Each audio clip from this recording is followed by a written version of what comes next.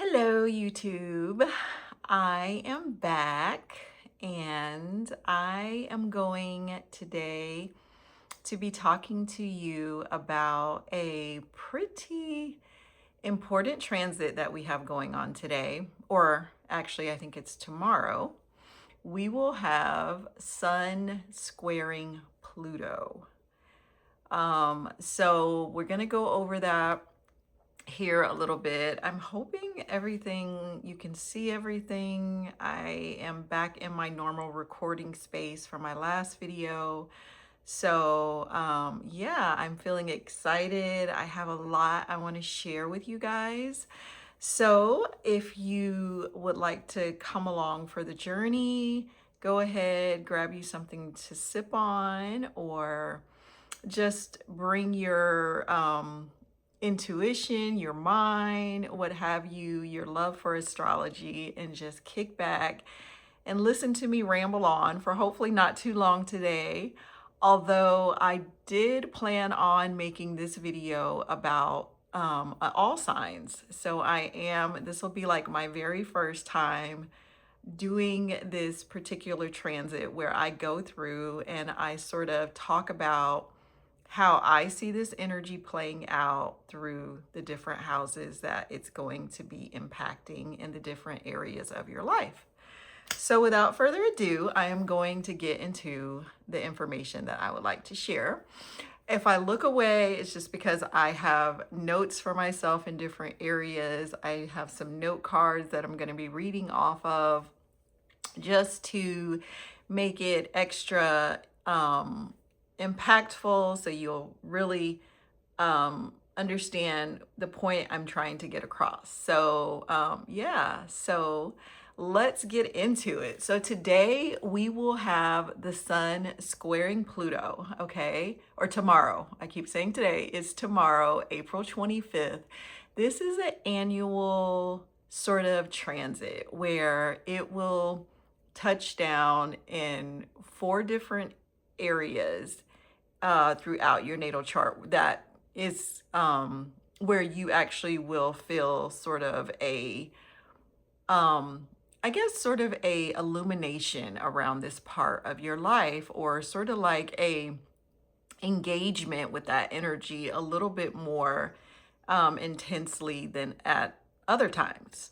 So tomorrow we are going to have it square. It will be considered our first quarter square.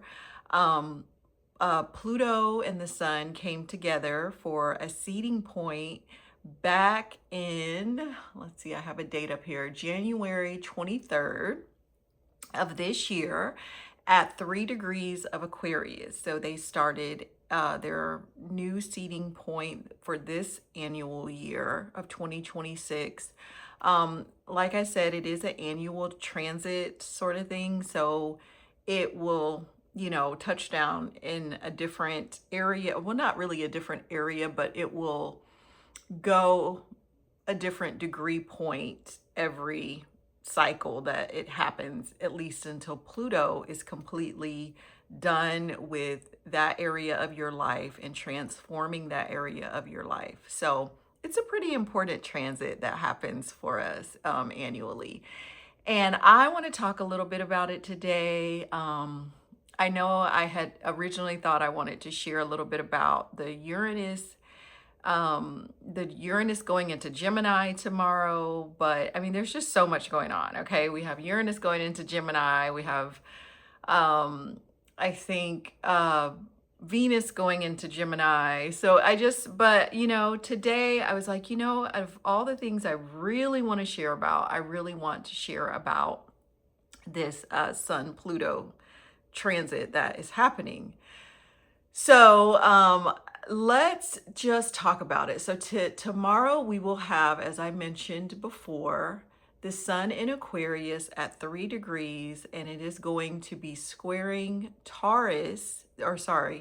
Pluto in Aquarius at 3 degrees, and it's going to be squaring the sun in Taurus at 5 degrees. No, that is not true. Don't listen to that.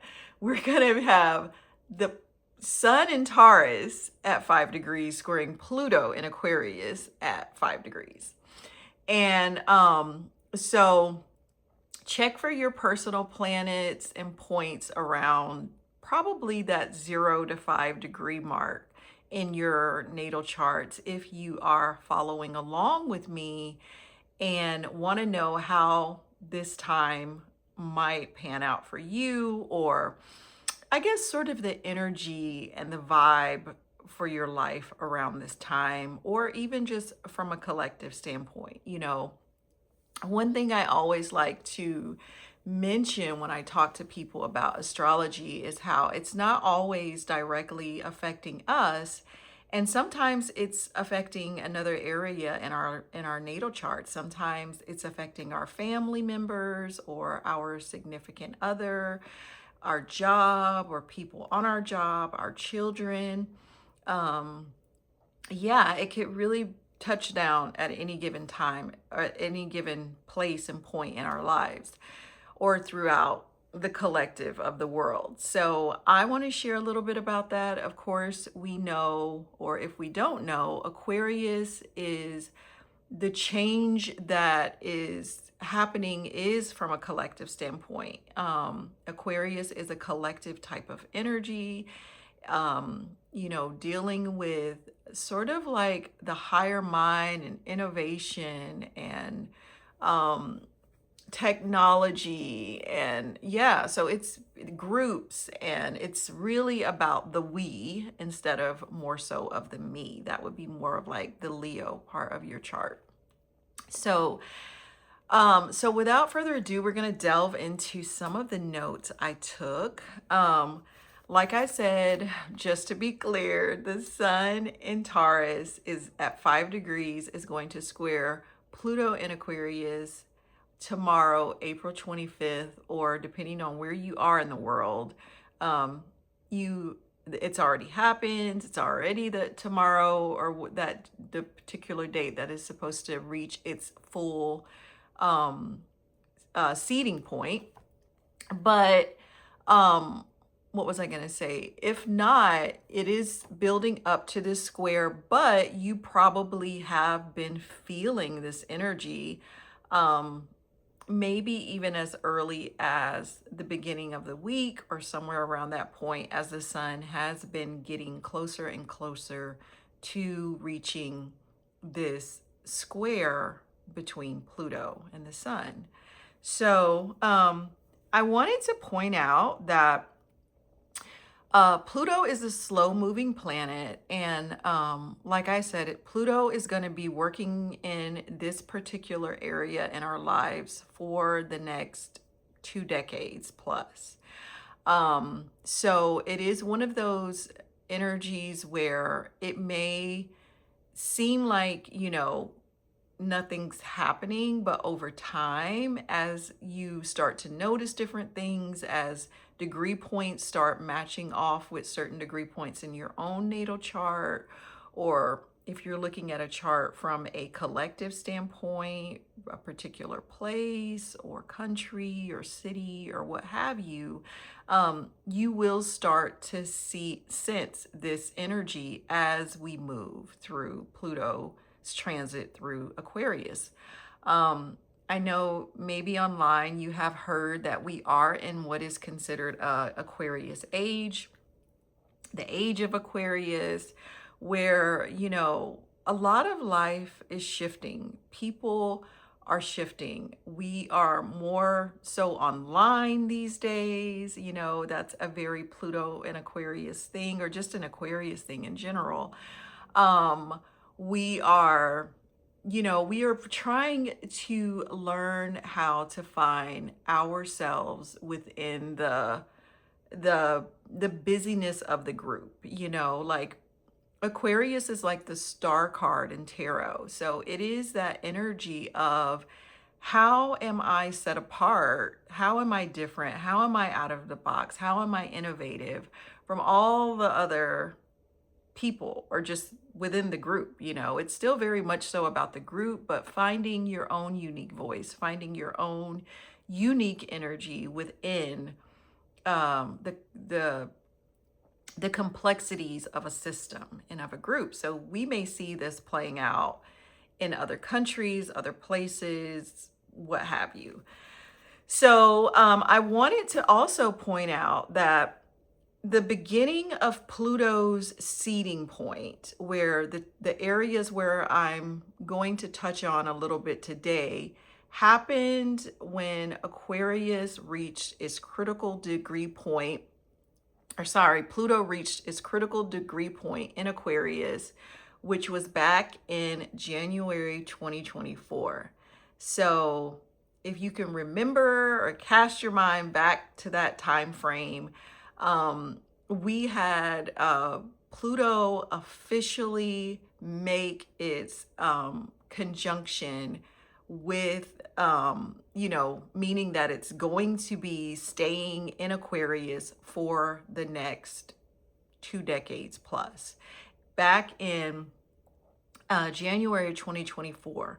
So it was at 0 degrees. It was the critical degree point. So if you have personal planets or points between those degrees or angles between 0 to maybe like 5 degrees, the point we're at now, where we have the sun tomorrow squaring Pluto at 5 degrees, you will start to probably feel sort of like, or have been feeling, a pull in your life, in that area of your life, or seeing changes or transformations, tiny bits of transformation, right, happening in that particular area, at that particular degree point. Like I said, Pluto is a slow moving planet, so it will take the next couple decades before you really get a sense of that complete transformation,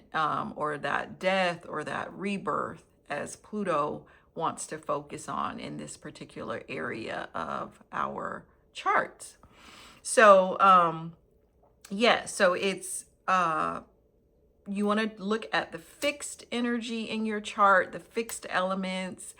The fixed signs, of course, are Taurus, Scorpio, Leo, and Aquarius. So those areas of your charts, or even if you have, I always think, like, sort of like more personal, like, if you have family members who have, are has a lot of fixed energy, maybe they have, a lot of Scorpio, or they have a lot of Aquarius in their personal charts, then you probably have started to see different changes in their lives, that maybe they are like, have no clue about, why so much focus on a particular area of their life have been shifting or seem a little bit more intense right now.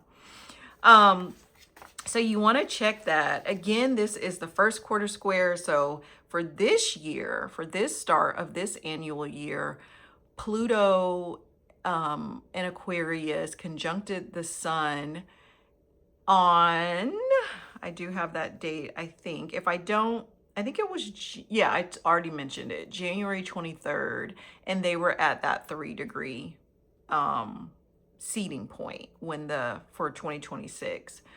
Now here we are in Taurus season, and the sun is at 5 degrees of Taurus, and it is kind of having another meetup time throughout this cycle with Pluto in Aquarius, the sun with Pluto in Aquarius, where it's a little bit different. I mean, there is intensity with the seeding point, but a square is sort of the nature of Mars. I know you've heard me say in an earlier video where there is a little bit more maybe friction in this area of your life, or maybe even tension, and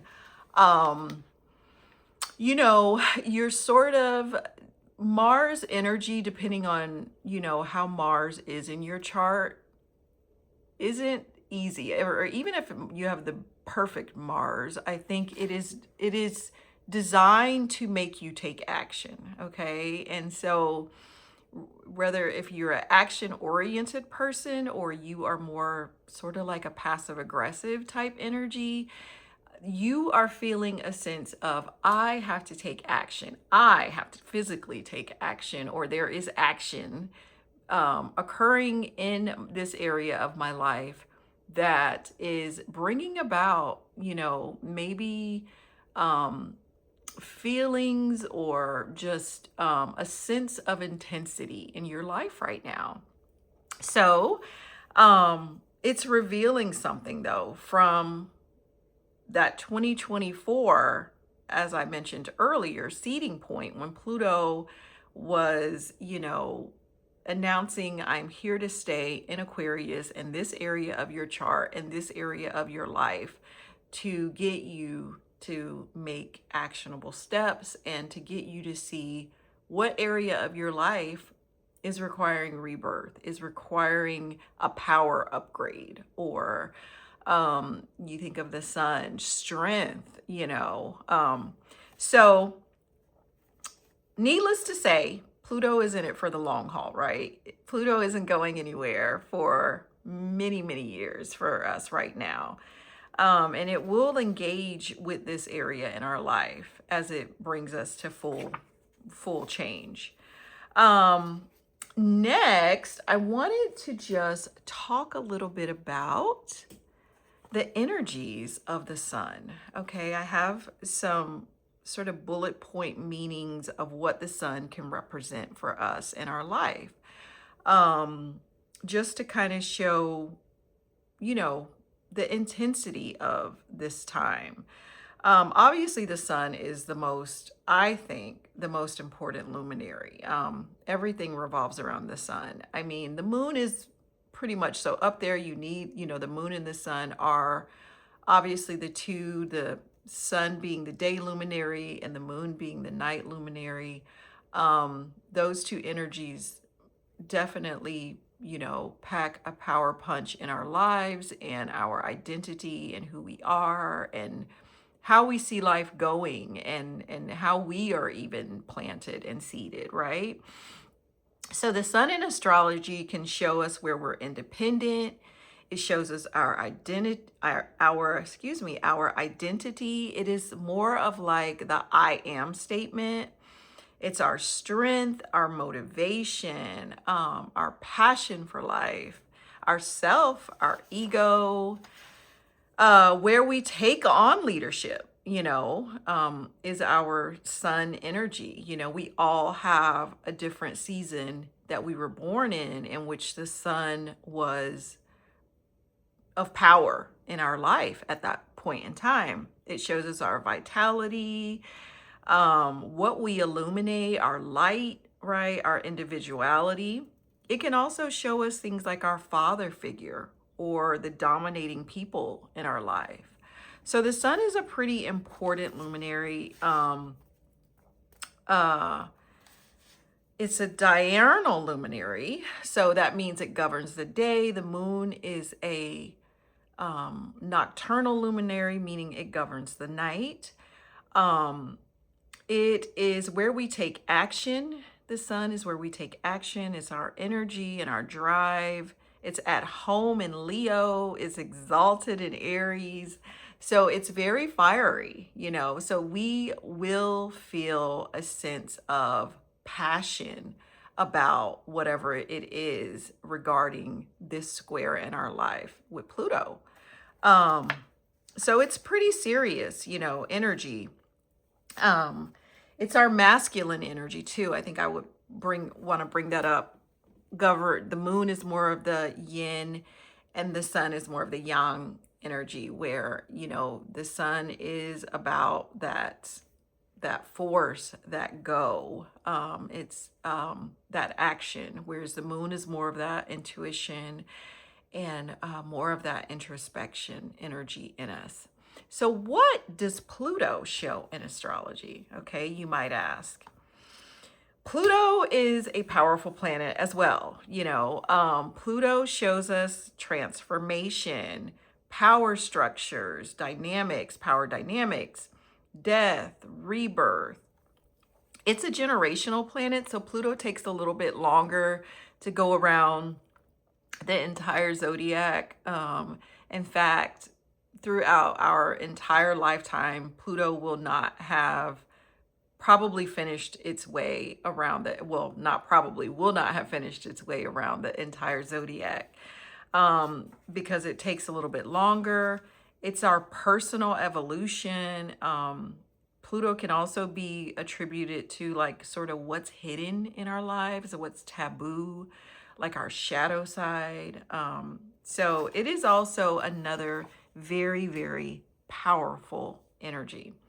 So let's see. Now, moving on, what I find fascinating. Okay, as I sat with this energy for myself and in my own life, one of the things that came up, or one of the things that I thought about for myself was, one, I'm looking away because I have some notes over here that I wrote that I found fascinating. Is that a little over a week after the Sun and Pluto had their intense seeding point back in January, 2026, at that third degree mark. About a week after that seeding point, there was a full moon in Leo. And, and now here we are at the first quarter square of this energy, sort of, you know, sparing off again. And it's at the first quarter square, and there will be a full moon in Scorpio in about, another week. I think it's next week. We'll have a full moon, a powerful school full moon in Scorpio. And so, for me, it definitely made me think about what a transformational time we're in. This is dealing, like I said, with the fixed elements in our chart, that fixed energy, the energy that isn't very changeable, as we are witnessing and are going to see here soon. Another slow moving planet, Uranus, is making um, its move for a while. It's another slow moving planet. It takes about 7 years to go around one sign, and it will be moving into Gemini out of the fixed sign of Taurus. But we still have Pluto in Aquarius, and it's having its long 2-decade transit through the sign of Aquarius. And so we still have to grapple, even though Uranus is there and it's hopefully going to be helping us make changes in becoming more mutable. Pluto, on the other end, has a different kind of a change, I guess you will, in terms of really wanting to sort of just focus on, because it's fixed. Aquarius is a fixed energy of this fixed energy in our charts. And it just, there are things, I think, in our energy that's under deaths, like real deaths, literal deaths in some situations, but also just from a, you know, also from just a standpoint of, it feels like a death in my life right now. I was trying to think of the word for that. But it feels like I am in a time in my life where there's a part of something, or where this is happening in my chart, that is going through a death. And also transformations. There's this area in my life is going through a deep transformation right now, or a rebirth. But one of the things I wanted to bring to the forefront is that, and what I had a moment to sit with, is that with Pluto's energy, we won't bypass Pluto energy. We're in the Aquarius age as well, where it does require, I should say, for us to become transformed. And we won't be able to negotiate that anymore. And Pluto wants this sort of, ideal transformation that is happening in our lives right now, um, to be something that we actually physically can see. Fixed energy is something that is designed to where once it's finished, there is this a system that's in place that is it's fixed, it's strong, it's not going anywhere, it's not moving, in other words. So, I guess embrace this time, embrace this transformation in your life. I know it's easier said than done, depending on what it is and what area of your life you're dealing with. But I definitely think with Pluto, it leaves very little room for change and transformation in our lives. Okay. So the next part of this video, I am going to talk about how I think this is going to play out in your own personal natal chart. I have my wheel up behind me here, as you can see, or in front of me. And I'm going to move them around the chart. We've already started off with, if you are new to watching me, the sun represents, or the pom-pom represents the sun. And of course, we have Pluto sitting over here in the first house. Just to kind of start it off, we're going to be doing Pluto in the first and the sun in Taurus in the fourth. And I did make some notes. So if this is where you are having this transit, I'm going to sort of give you maybe some things to think about, or maybe areas in your life where Pluto is really trying to make change and transformation or regeneration or rebirths. In a sense, there will be timestamps listed below, so you don't have to listen through all the different houses that this is going through. But I, will focus on each area of your chart at a time, and where this could potentially be playing out for you. So without further ado, let's look at how this energy could be playing out in the first house, where with Pluto being in your first house and the sun in Taurus being in your fourth house. So I wrote down some things. If you see me look down, I'm not being rude. I'm just reading off sort of some of the thoughts I had regarding this as I focused or sort of meditated on looking at this energy in this area of your chart. So, powerful expression of a somewhat new way of life for you, okay?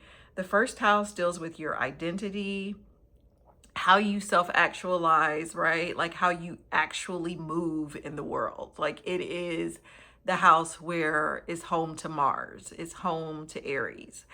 And so, it's literally, it's the self. It's how you see yourself, how you know yourself to be, how you show up no matter what's going on. The first house governs all of this. And so you have a powerful planet like Pluto sitting in your first house, which will be there for the next couple of decades, making transformations and deaths and rebirths and all of these powerful changes in your life, dealing with yourself, dealing with your identity, dealing with who you are as a person.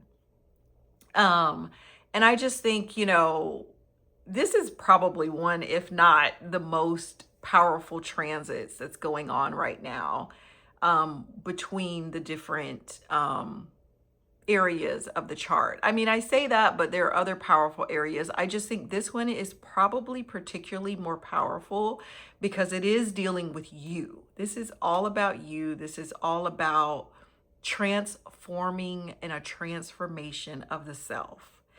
And so I hope you are ready if you have this this area activated in your chart.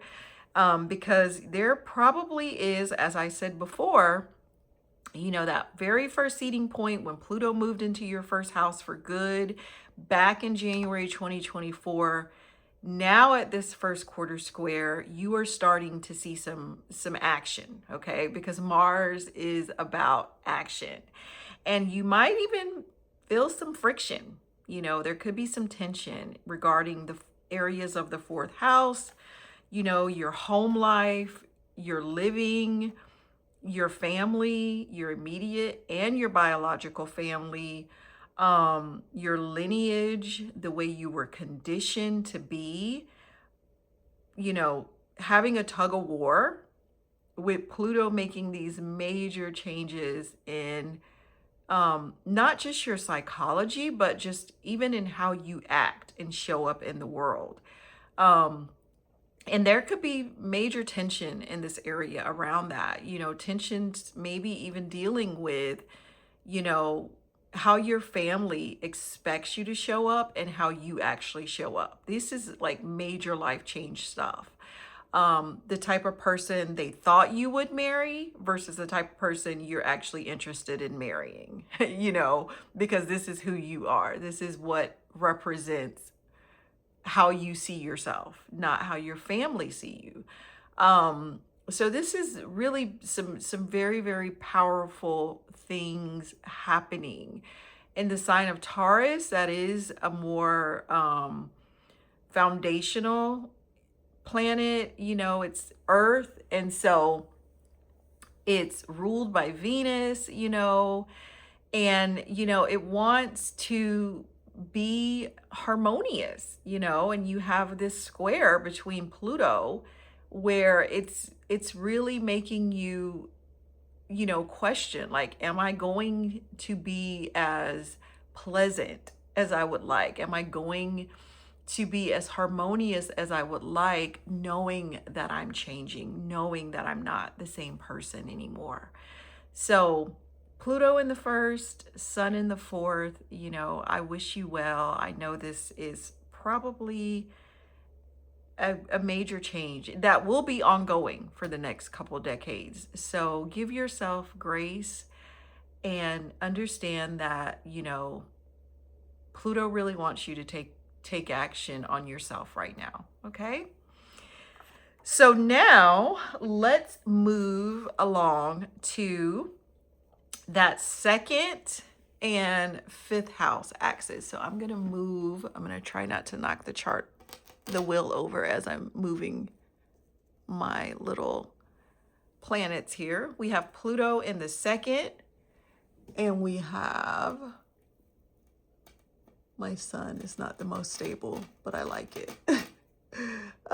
We have the sun here posted in the fifth. Okay. So this transit is for the people who have Pluto in the second and the sun in your fifth. And it is creating that 90-degree angle, that first quarter square from the seeding point, which happened back in January of 2026. So this is what's going down for you, okay? And I personally know someone that is having this transit and can really, I think, see this play out in real time. And, if you watch my channel, you know how big I am on literal astrology. I love when I can actually see literal astrology in real life actually playing out. I think a lot of times people don't realize this is what's playing out for them in their life, but it's what's really playing out. Your worth, your possessions, assets, your income, your values, your self-esteem based on how you make a living in order to support yourself, to support that first house. It's a lot of this Pluto in the second house is trying to get you to really have a deep dive, all right? And seeing your money, seeing the money side of you, how you make money physically, that physical the physical steps you take to building a foundation for yourself, you know. So it could be like your day-to-day spending choices, you know, your budget, how you budget, you know, and how that shows up in your life. And having a sign like Pluto sit in this house, which I wouldn't say Pluto is the easiest of energies, because again, it is trying to help you tackle things like your psychology and how you see power in life. And so it is having, you know, basically a power filled power struggle with your fifth house right now, which the fifth house is how you spend your time leisurely, right? It's recreation, it's relaxation, it's the house where you want to vacation and sort of just relax and just enjoy life, right? Exploring your desires, you know, and you're having, you know, these two show up in a square energy where there is tension, you know, in that area of your life. And where Pluto is wanting you to take a deep dive, you know, Venus in, or sorry, the sun in Taurus, which is ruled by Venus, sitting in your fifth house right now, the house of this, like Venus loves being in the fifth house, but squaring off with Pluto in your second of resources and money and assets and how you make a living, let's just say it's probably not the most comfortable of times, because Pluto wants you to look at your foundation. Pluto wants you to look at, you know, how you do this, you know, how you spend, the ways in which you have spent in the past that has led you up to maybe some areas in your life to where you can't have the vacation that you wanted, or, you know, do the recreational thing that you always wanted, or have, maybe you want to plan for kids, you know, have the kids that you want. So, you know, there is definitely a time also, just, you know, I think of dating, or, you know, getting into relationships and romance and things of that nature, where, you know, that could even be at play for having some time where you're like, you know, I can't even, you know, due to where Pluto is right now and what I'm learning in my second house and making money and my own personal resources, it's hard to take someone on a date. You know, I'm really learning that I'm having to change my foundational way of how I act, you know, with regards to what I'm spending when I go on a date. And so, yeah, this is definitely a power-filled time for the second and the fifth house people. And I think, you know, again, like I mentioned with the first house, give yourself grace, give yourself that time to go over, you know, what it is that Pluto is trying to show you about your second house of foundation, so that, especially if you have degrees, planets and points around the 0 to 5 degree. If you don't, you may not feel this energy as heavy right now, but no doubt when it does get close to, if you have planets and points around this area, in this particular house, you will sort of feel this energy a little bit more personally. I could say that, okay? So now let's move on to, let me move my board planets here. That third house, Pluto in the third house, and the sun in, oh gosh, my pom-pom is actually hanging in there. My sun and the sun in your sixth house, okay? So this is for you people who have Pluto transiting your third house for the next 2 decades, squaring off this first quarter square with the sun in your sixth house of Taurus. Okay. So, Pluto in the third house. Okay. So, your mindset. I'm actually kind of having this transit similar, not with the same lineup, but it's definitely one of the houses that is affecting me as well.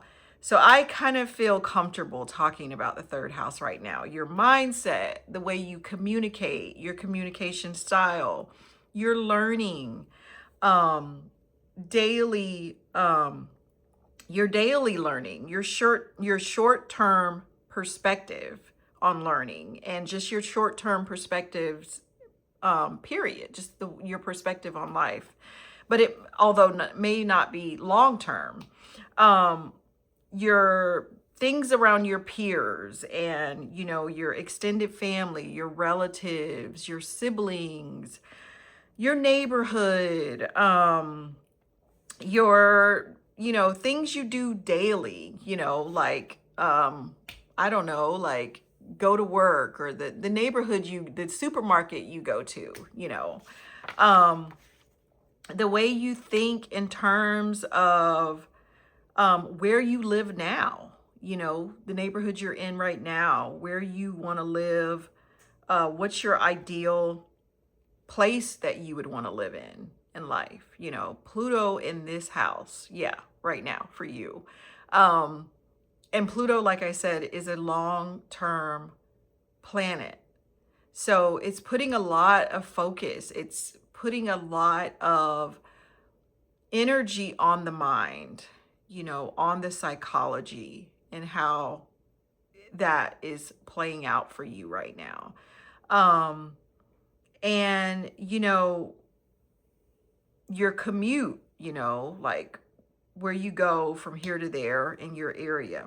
And it's squaring off with your house of health, okay, of all houses, right? Your mental health sometimes, where you find your illnesses, where you find injury, which I will say be careful with that, because that is a square aspect. And I just think third and sixth house, sixth house is where we can find injuries and things of that nature. So when you have Pluto teaching you something maybe about your commute or just things like that, just please be careful. I'm not trying to scare anyone, but just be mindful of the lessons that Pluto wants you to see, especially if you have planets around that 0 to 5 degree mark and it's in your third house or it's in your sixth house, okay? Um, your sixth house also deals with your lifestyle habits, your routines. The sixth house is like the daily grind, sort of your practical assessment in life, sort of like, where you're like, is this practical for me to, you know, go here or say that I'm going to be here when I know I have this or I have that? It really is, it's another earth house. So it tries to be foundational and practical in the way that it analyze and take in data and what it can do and what it can't do, versus the third house where, it's also sort of like a data house and an analytical house, but it's more so in the mind, you know?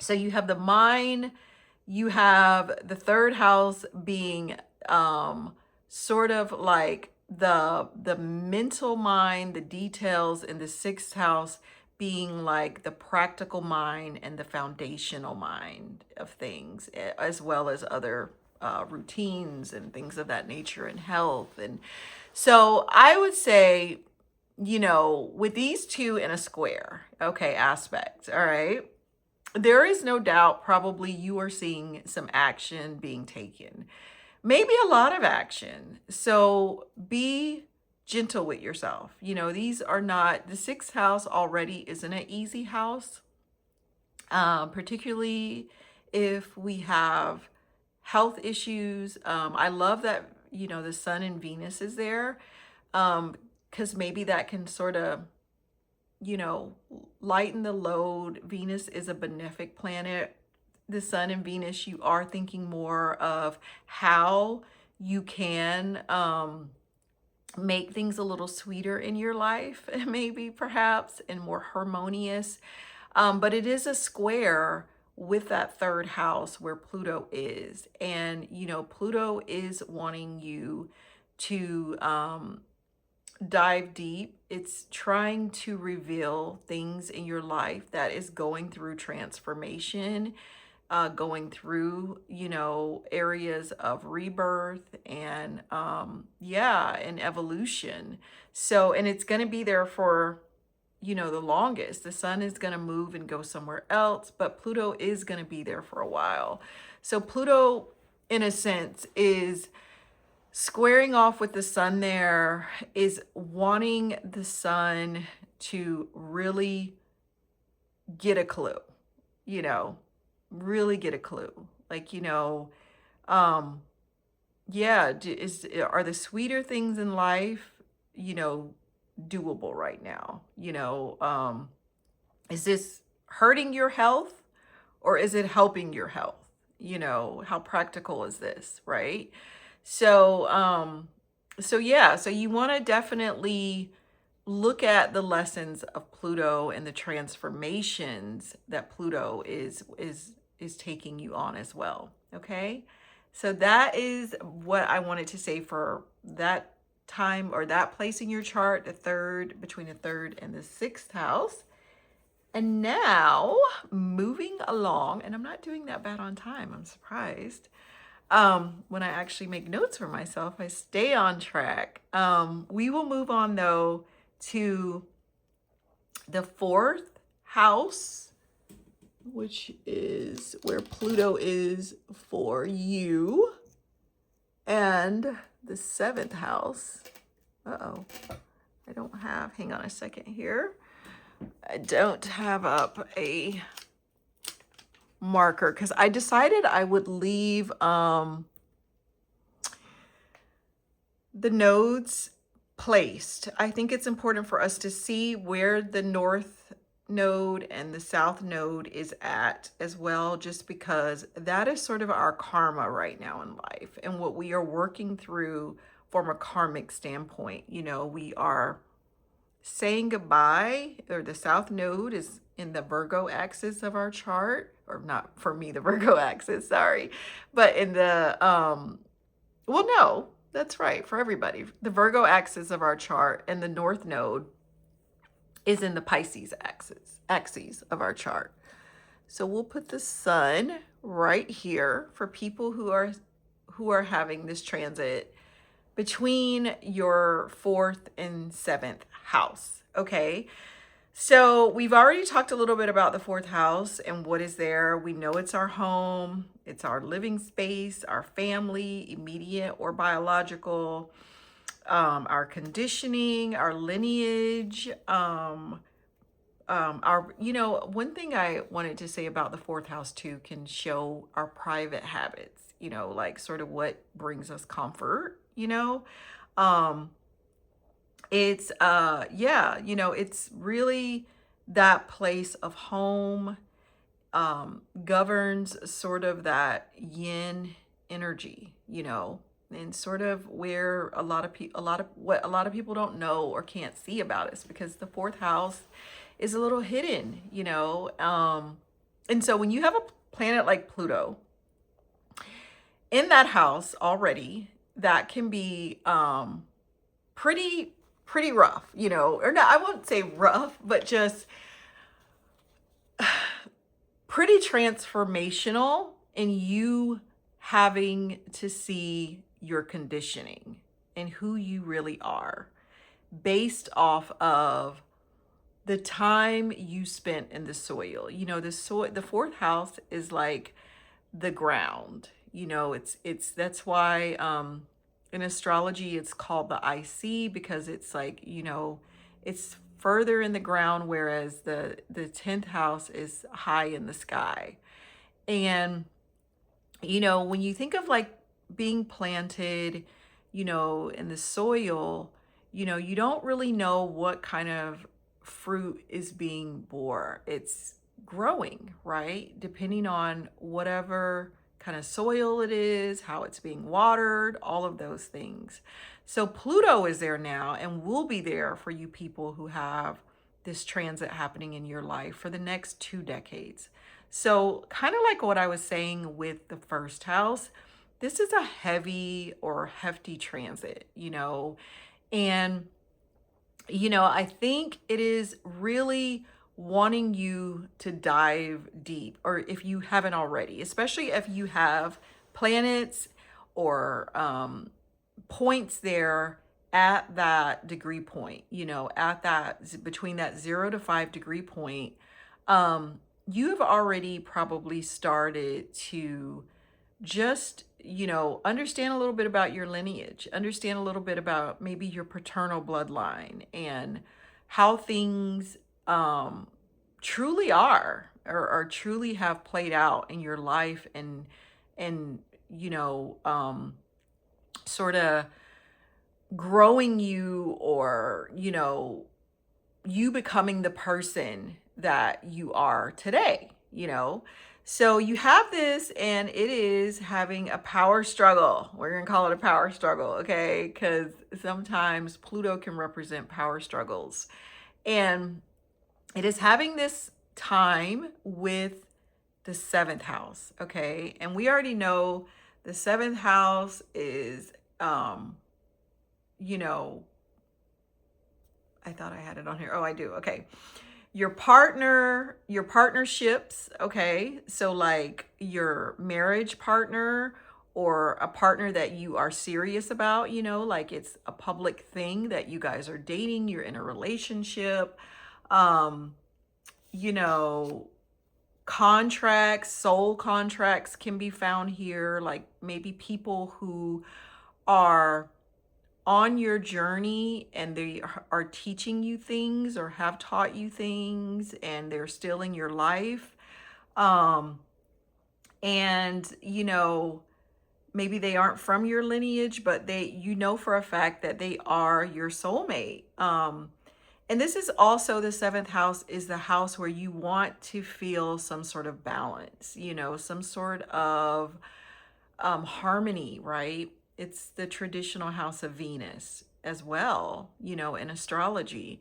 So it's the signification for partnerships and relationships and how they're going to go in your life. And you have this Pluto squaring or having a power struggle, is what I'm calling this part of the chart, with your seventh house.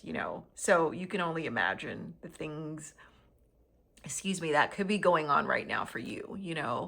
um this is a deep time for you guys out there. If you are having this transit, I think, just and you have planets there that are, in fact, having a conversation with Pluto. I think there's no escaping Pluto. It depends. Pluto deals with all of us different depending on your natal chart, which, by the way, if you would ever want to know how Pluto is playing out in your own natal chart, I have my information in the description box. So go ahead, send me an email or reach out to me in that way, and we could definitely discuss this. But if Pluto is already a hard hitting planet in your chart, and you are having a transit like this, and you have places and points, or this is coming up, you can prepare yourself a little bit in a way to where you can, perhaps, I'm not saying you can ever escape what's coming, but you can definitely understand and make space for this time. Venus wants harmony in the seventh house. Venus wants balance, between the fourth and the seventh. And, sometimes that's as hard as having a conversation with someone that you are in a serious relationship with about maybe some things that were hidden in your childhood that you thought you would not have to share right now. Maybe you thought, God, I was hoping I could wait till we got into the eighth house with this relationship.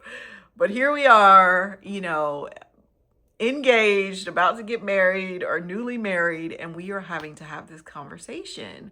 Or, you are meeting soulmates, people on your path who are here designed to be a soulmate in your life, um, that is requiring you to be like, why is this person in my life? They are really bringing out and exposing for me the way I was with this uncle, or somebody, someone in your family, someone in your immediate family, or my father, or it's bringing up father, it's giving, daddy issues or whatever, it may be.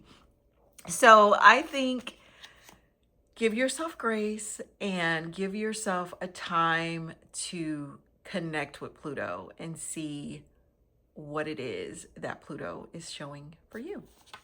All right, so we're going to move on now to that fifth house, Pluto being in the fifth, and the sun moving out of this house of fate and destiny, the south node, and we're moving into the eighth house, okay? Which, by the way, I will say, Pluto in the eighth house, let's see, my wheel is kind of getting, did it get off? Okay.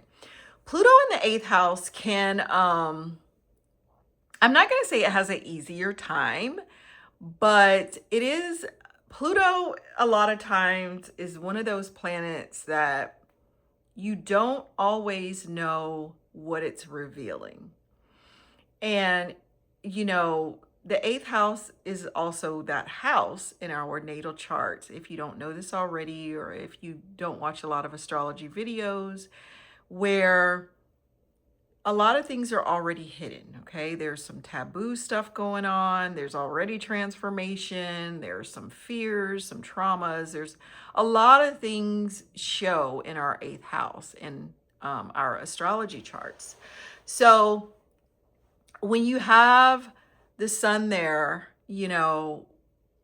which we talked about in the beginning, the light, dun, dun, dun, dun, shining its bright Venusian light, since the sun is in Venus, right, in your eighth house. You can only imagine, what this conversation with Pluto could be about. Definitely, I think, the fifth house is already a house of self-expression. The self house governs the sun. It rules, Leo is home to the fifth house. And so, already you see these two planets, you have Pluto in the house of the sun, and the sun in the house of where Pluto kind of likes to be. So, but it is a square house, and it is bringing about this energy of Mars. And so I'll go ahead and read what I wrote for the fifth house. So another idea for the fifth house is sort of like your inner child, okay? It's that, it's the inner child, if you think about it, like expression and self-expression. Nobody does that better sometimes, or best, than a child. You're just, you feel like, I don't have anybody I need to please or impress. I just want to be me. I want to be who I am, express the way I want to express, and so be it. That's why I love when people have planets in the fifth house. You really do see their inner child, and it's depending on what it's doing, it can be quite lovely to see, to be entertained by. The desire to explore, this is Pluto there, the depths and power of your self-expression around things like your hobbies or romance, or maybe even, The fifth house can be the house of children. So, procreation. And, it's in a tense moment right now with the underworld. It's kind of another word is given, I feel like, or maybe I give the eighth house. It's the actual, I think other people give the eighth, would see the eighth house being the underworld as well. But the underworld is like, Hades, right? It's can be taboo. It can be an uncharted area. It can bring up things that are fearful and scary and traumatic. Um, can show crises, and especially if you have planets there or points there, and they aren't in great aspect, to other things. It can really talk about some pretty serious stuff in the eighth house where, it's coming up against this fun house coming up against this very serious house, inheritance and, where you're expected to be serious and authentic and to confront your fears, confront your secrets, maybe things regarding your power, your personal power, the ways in which you feel repressed, your psychology, control issues and your ego, I think about, with the fifth house. So watch out for those two houses coming together, I think, in this first quarter square, especially if you have places and planets at these points, because it really can expose some of these things with the sun there in Venus. And you know don't it's not that is something I think to be worried about per se. I mean, Pluto wants us to dive deeper into who we are, the way we perform, the way we entertain in the fifth house. So Pluto has a powerful, or can have a powerful punch there in the fifth house with transforming that. It could be this incredible energy where you tap into, um, intense, intense, um, power, and with your entertainment and how it relates to the eighth house of others. And so, yeah, so that's what I'll say about that. And we are going to move on. How are we doing on time? Not too bad. We're going to move on to this transit between, which we've already talked about a little bit, the sixth house and Pluto moving into the ninth house. One of my personal favorite. Oops, sorry. Give me a second here. The sun is not wanting to be in the ninth, which it should. The ninth house is actually considered, oh boy, guys, I don't know if my sun is going to cooperate. It's losing its stickiness. Oh, wait. No. I'm having one of those moments where I put the wrong sticky for here, so that's what happens when you're a crafter, right? All right, so let's put the sun there. The sun likes being in the ninth house.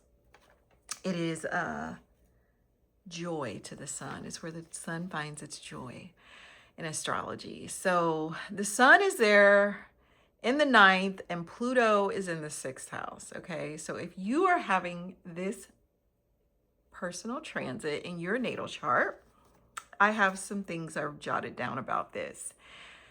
So again, we've already talked a little bit about what we find dealing with that area of the sixth house in our lives, health, our routines, the daily grind, self-improvement. We can find injuries there, practicality, wanting to be practical. It is a earth house, so it's pretty foundational.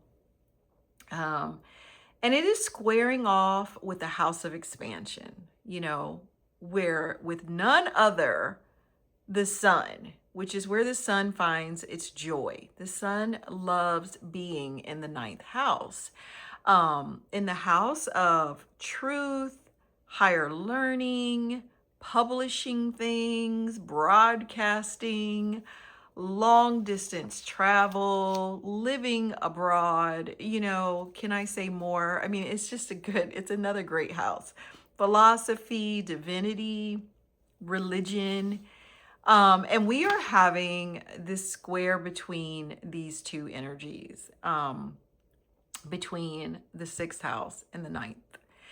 And Pluto, again, being in the sixth house, is going to be there for the next couple of decades, where it is really wanting you to take a deep dive, okay, to really focus, to really transform this area of your health, this area of your way of building foundational habits, okay?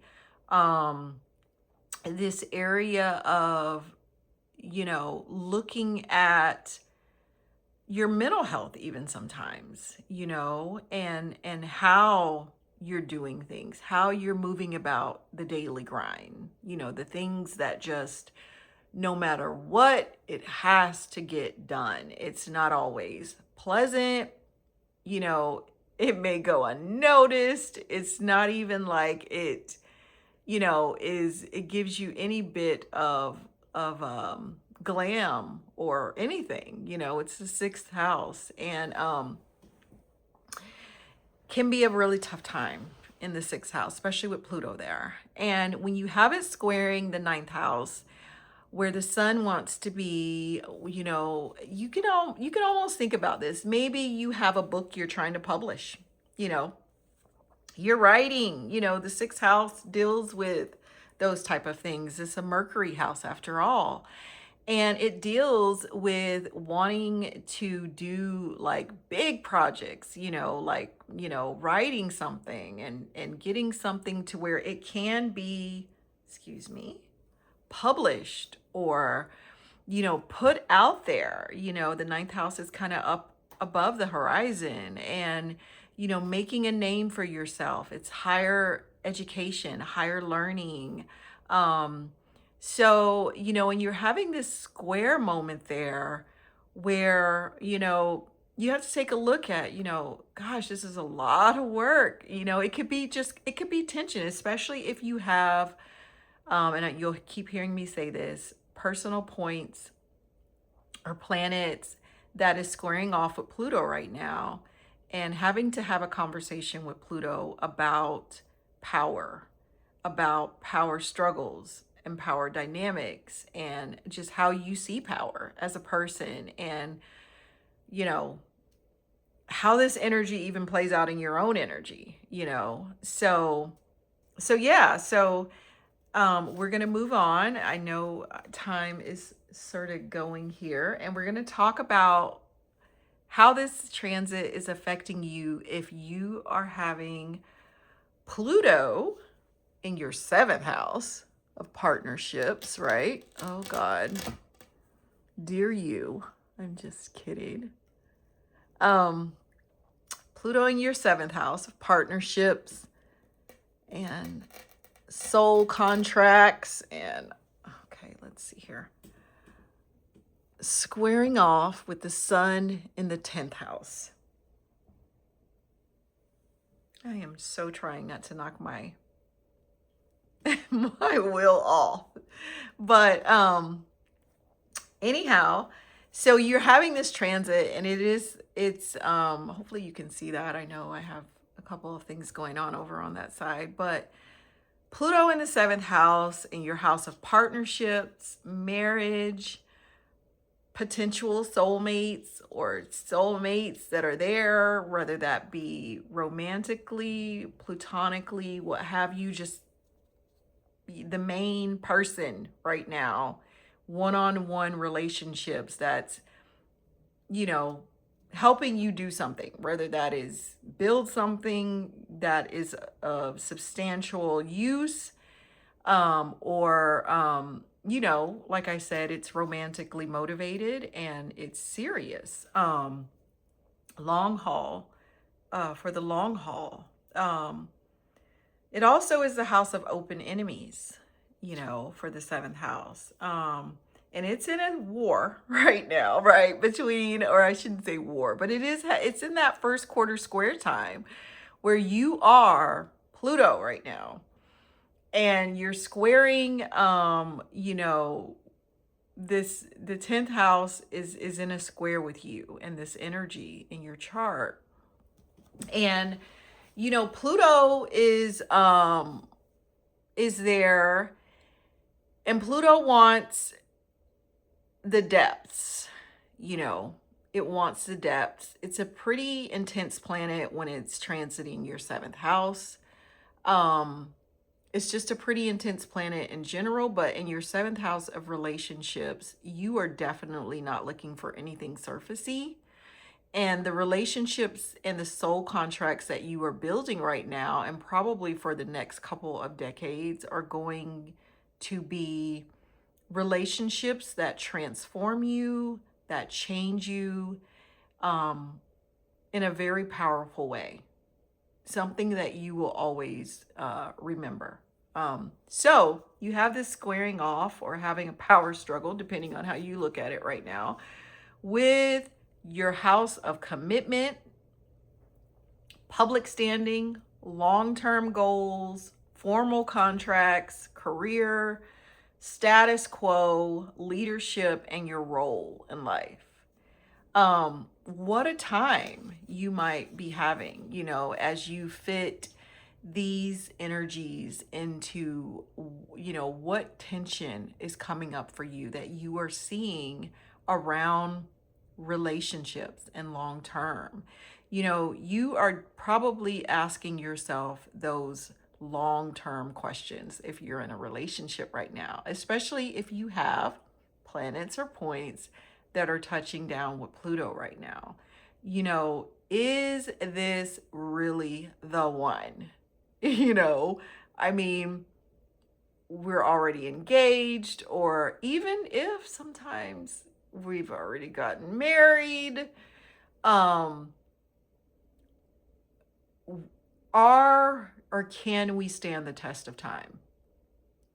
You know, and Pluto is intense, and there may be a lot of intensity right now in that particular area of your life. You, as you look at and you balance your role of career, the sun is lighting up your career house and your status house, and you know, how you look in the public, and sometimes that can affect who we are in long-term connections with. And so, you know, is this the person I want on my arm in the public? You know, is it? Or do I not take this relationship past the serious dating engagement stage because I can't clearly see them with me, with where I'm going for the long term, for the long haul? Um, you know, and that could be for a number of reasons. But either way, you are having this transit between Pluto in your partnership house, in your career house. And so take some time to sort of think about what it is Pluto is showing you right now, how you think, how you process through life, you know, and how it's going to transform that for you in a very big way. So moving on, we are going to go to Pluto visiting dun, dun, dun, dun, the eighth house. All right. We got Pluto visiting the eighth, and we have the sun going into the 11th house. Oh, don't knock it over, please. There we are. Oops. Wait a minute. Did I do the same thing? I did the same thing, people. And I don't think I have any more. Do I? No, I don't. Okay. Well, And I'm not going to try to fight with it right now. Not on while I'm in the middle of recording. So just think the sun is in the 11th house. I can't get it to stick up there right now. I'll have to troubleshoot off camera. So you're having Pluto in the 8th house and you are having the sun transit your 11th house. Pluto in the 8th house, I would say by far is a house that Pluto wants to be in. Why? Because Pluto can kind of make that almost sort of hidden change. You know, that hidden transformation can really happen, you know, to where I feel like Pluto in the 8th house is that kind of transformation where the person you see them, but you know, you don't really see them. And then when Pluto is done with the transit and you see them again and you're like, oh my gosh, like, you know, who are you? Like, you know, like, because it was so hidden. And Pluto loves to do things in the hidden spaces, you know. So the house of transformation itself, the house of death, of regeneration, of secrets, of rebirth, other people's resources, taboo topics, inheritances, power dynamics. You know, you have Pluto in this house for the next 2 decades. And I know someone personally who is having this transit as a child, a teenager right now.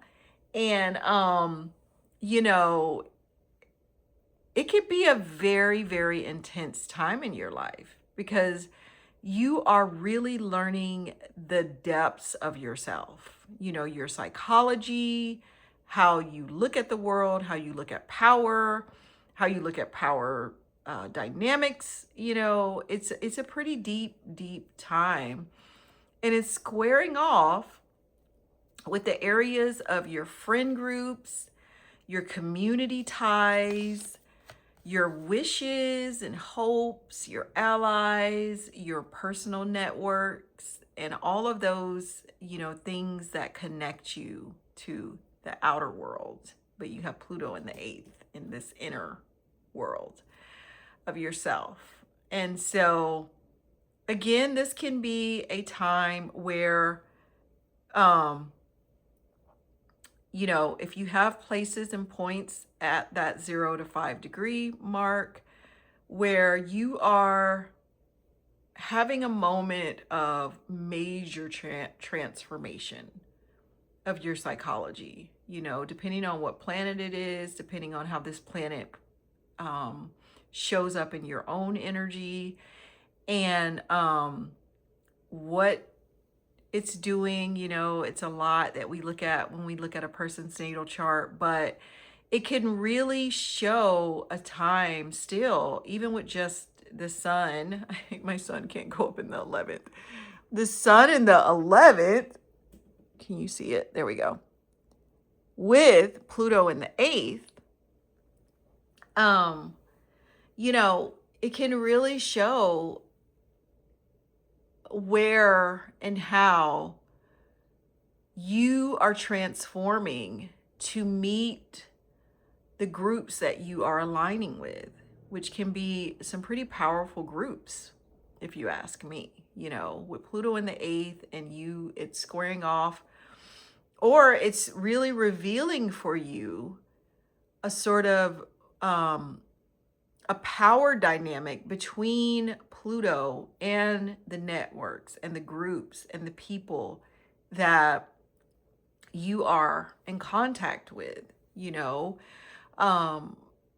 the power struggles that could be shown there right now with these community groups and memberships, and, you know, or, you know, it could be a sort of, you know, Taurus is ruled by Venus. You know, it could be this sense of like, you know, where you really feel like you're making these actionable steps because you see a action towards you of power and the people who are showing you attention that are powerful, you know, in your life. You're able to see these powerful people like in action in your actual in your actual life, you know. So yeah, so enjoy this time, hopefully here in your 11th house, with the sun being in there and illuminating sort of these areas of your hopes and dreams, and hopefully the groups that you are a part of that are giving you you know, sort of a sense of, this is why, you know, the friction and the tension will all be worth it in the end. Okay, so let's move along. This is getting really long. To Pluto moving into the ninth house. There we are. And the sun. I think we can put our sun back up now. In the 12th house. Right? Can I? Yeah, I can. Okay. So Pluto moving in the ninth, and the sun is in your 12th house. Okay. So we already talked a little bit about Pluto in the ninth, long distance travel, living abroad, your ethics, the law, God or the divine, depending on how you see it, higher learning, studies, you know, all the things, right? And it's having a tense moment with the area of your life, the 12th house, which governs faraway places, brothels, hospitals, sometimes institutions, mental crises and such as sometimes can be shown there, suffering and sacrifices, just a lot of behind the scene areas of life that, you know, healing and spiritual practice, a lot of things that, you know, people don't really see. And Pluto kind of likes what's hidden, you know, already. And it's squaring off with the sun. And the sun is sort of illuminating your 12th house right now in Taurus. And a very foundational house or planet or sign, sorry. And it's in the 12th, and it is illuminating for you this area of your life. So sort of having the sun in your 12th is exposing, because it's the light, right? And it's squaring off with Pluto because, you know, now you're able maybe to see, you know, how for this, you know, 20-year cycle that Pluto is going to be in your ninth house, what you're working towards, because this is action, right? Pluto squaring this house, what you're working towards. Maybe you're in deep study, or maybe you are having a spiritual awakening where everything is changing, you know, your belief systems, your values, you know, your ability to expand, or, you know, maybe there's something holding you back in the 12th house. You know, it's illuminating that for you, why you can't expand right now. Maybe you're in the hospital, you know, or you have some sort of issue going on where you're required to sacrifice a little bit longer for maybe this ninth house goal you have, you know, with Pluto being there, to live abroad, you know, or live in far off lands, you know. Either way, the planet of power is really having this tense moment with the sun right now in your 12th, and illuminating this area in your life in a way to where, you know, maybe you can have, you know, I look at the 12th house as a very enlightenment house. You know, sometimes, especially having a planet like the sun illuminated, we can see how we're self-sabotaging, and how we are maybe painting a picture of something that is a little bit less foundational or practical. And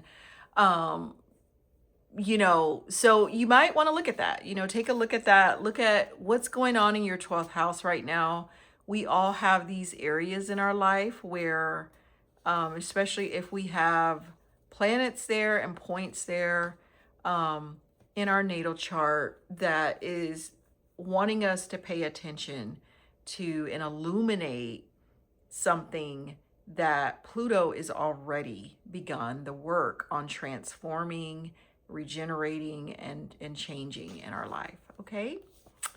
So that is the 9th and 12th house. Moving on along, we are going to go to Pluto moving into our 10th house. Oh boy, this is a big one. So Pluto in our 10th house, and we have the sun going, okay, another biggie, in our 1st house, right next to the node of fate and destiny. Wow. What's happening for you people out there? Okay, so we've talked a little bit about the 10th house axis, right? Governs our status, public standing. Sometimes it can show our maternal bloodline, our career, our bosses, formal contracts. Your roles in life sometimes can be shown there. And, you know, it's squaring off with how you see yourself. You know, the sun is in your 1st house, where the sun loves to be, is exalted in the 1st, or in Aries energy.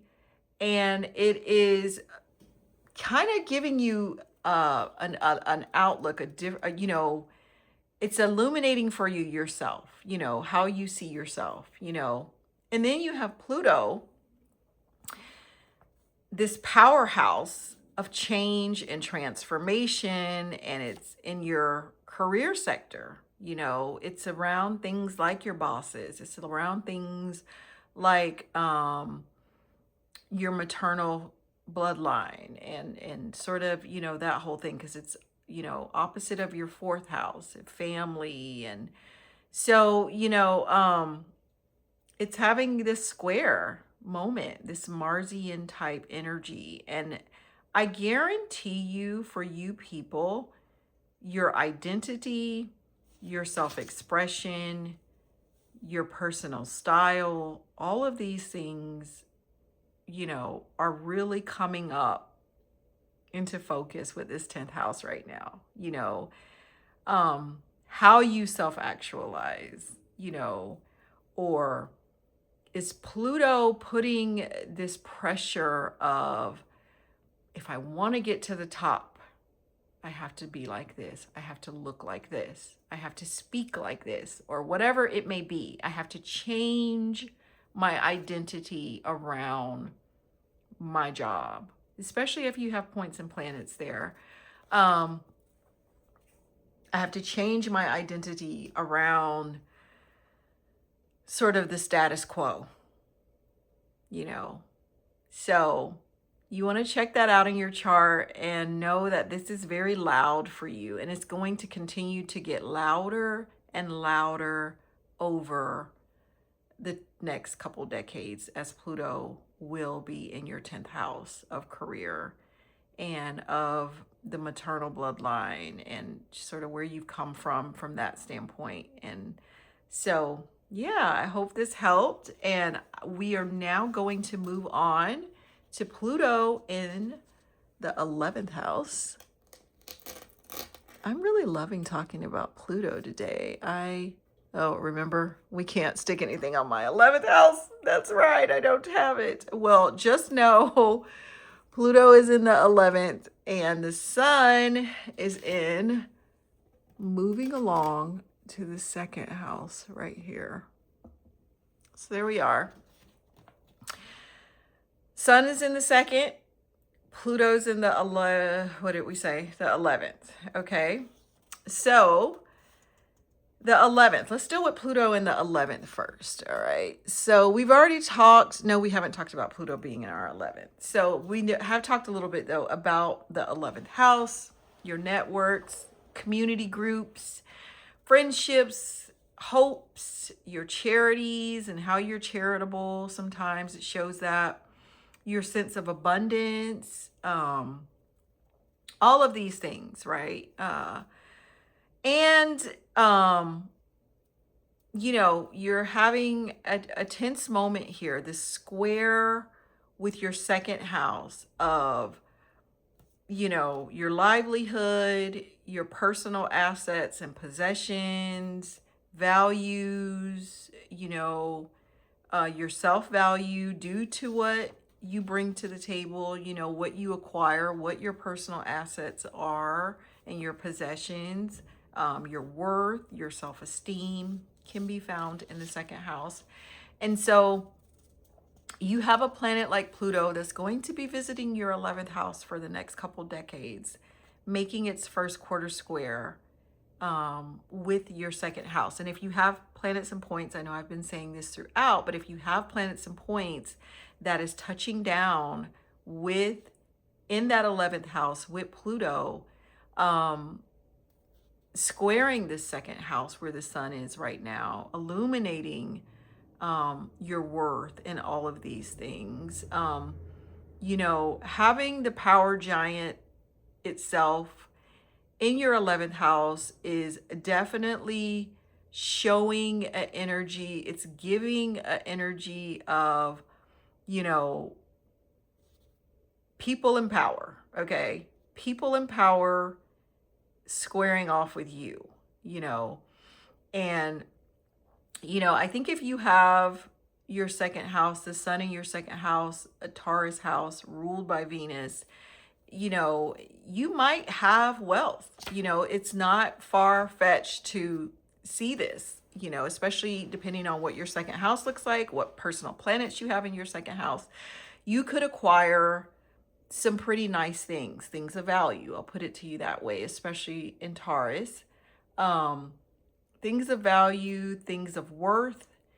And, you know, there's this tension right now with groups and communities for yourself.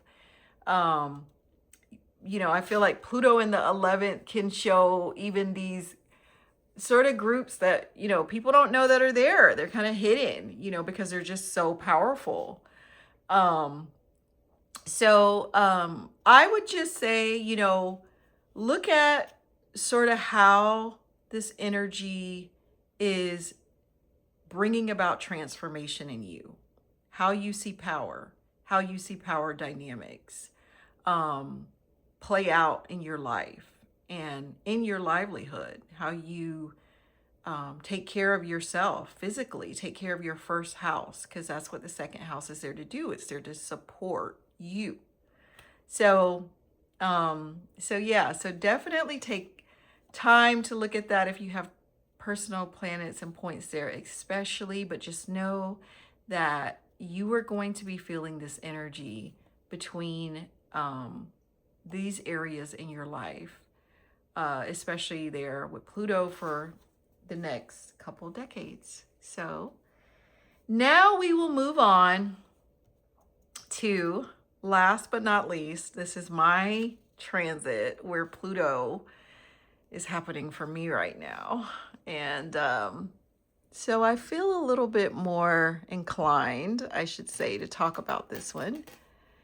You have Pluto in your 12th, and you have the sun transiting your 3rd. So there we are, people. My Pisces ascendant, because I know this is the Pisces ascendant part of the chart, and this is sort of where we are having this transit for Pluto being in our 12th house for the next 2 decades. Okay. So again, I'll go over what the 12th house is. Behind the scenes, it's your subconscious undoing sometimes, even your hidden enemies, hospitals, prisons, brothels, mental hospitals, healing arts, ways in which we sacrifice, our solitude. It's even known to be like a detachment space, you know, where we detach. The 12th house sometimes can be shown where we go to hide, where we go to detach. Um, it's also one of my personal favorites is sometimes where we return to ourselves, after being around the zodiac wheel, and especially if you are a Pisces ascendant, you know this very well. Sometimes we need a space where we return to who we are, to ourselves. And after a period in your life, sometimes you do get to that place where you come back to yourself. Um, and you explore yourself in the depths of the 12th house. Our imaginative endeavors, and it is squaring off with the sun. Pluto, this transformation that's making all of these changes in our subconscious right now, squaring off with our third house, which is our mindset, our current reality, right? Not the detached place, but literally and physically our current reality, our neighborhood, our errands, our jobs, our peer groups and contacts, our errands, our skills, our analytical thinking, and all the details involved with that, our siblings, and depending on what point in time we are in our life, or having personal planets and points there, which show that as well, our current reality, as well, just our tangible, sort of space, mental space, versus the 12th house sort of being our intangible, subconscious type of space.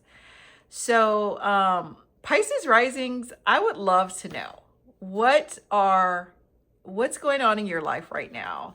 The third house, can also show like our short distance travel. And I know the 12th house can sometimes show like living abroad, and sort of, you know, where we might think to go, if we, where we could innovate to be, if, over a 2-decade period of time, where we would want to live versus the third house where we currently live. I know for myself, and I'll share a little bit, a snippet, and then I'm going to wrap up here. I have had just moments of wrestling, the square with wanting to take action, but Pluto being in my 12th house, on and really a house of sacrifice. I sometimes feel like the place I'm at in my life right now is returning to myself, which is, requiring a lot of sacrifices. And all of the stuff, that I've talked about with Pisces ascendants, and, wrapping up major cycles in our lives, depending on our age and just where we are in life. Taking on different responsibilities sometimes can feel like a sacrifice. Realizing major life shifts and, sort of ways in which you undid yourself, and Saturn coming in there to clean that up and help you return to yourself, But I know for myself, I've definitely had these moments of, gosh, where would I live? And Taurus being in our third house, Taurus is the energy of the concrete, right? The tangible, the foundational. Yeah, it's Venus, and I've had moments where I'm like, I want to live in a completely different country. I wouldn't live in this neighborhood. I would live in a beautiful island somewhere where I could really tune in to my spiritual awareness, sort of what I want to do with my life now, my vocation. I will turn 50 this year. Like, you can sort of have this squaring moment, Pisces ascendants, where, you want to return, or you want what your imagination or your imaginative endeavors you want them to be your physical reality. Okay, I'm just going to put that out there. Maybe none of you are going through this.